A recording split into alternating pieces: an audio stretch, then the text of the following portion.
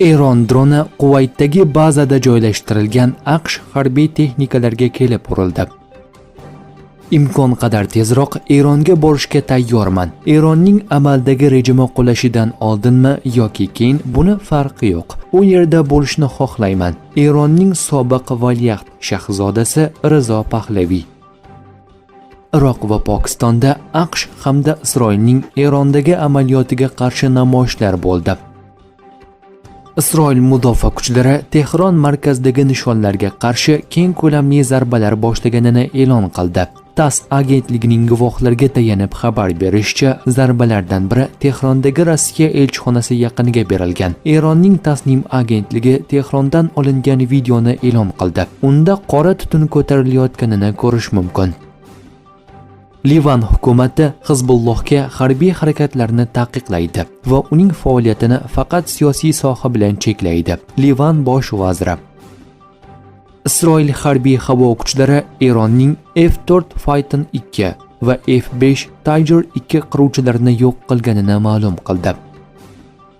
Kuvaytda AQShning 3 ta qiruvchi samolyoti qulab tushdi. Uchuvchilarning barchasi muvaffaqiyatli katapulta qilingan. Kuvayt Mudofaa vazirligi 2-mart kuni AQShning bir necha qiruvchi samolyoti qulagani haqida xabar berdi. Ekipaj a'zolarining barchasi muvaffaqiyatli katapulta qilingani va shifoxonaga yotqizilgani ma'lum qilingan. Ijtimoiy tarmoqlarda AQSh qiruvchi samolyoti halokati aks etgan kadrlar tarqalgan. Jurnalistlarning aniqlashicha, bu kadr AQShning Kuvaytdagi Al-Salam bazasidan 10 kilometr masofada olingan.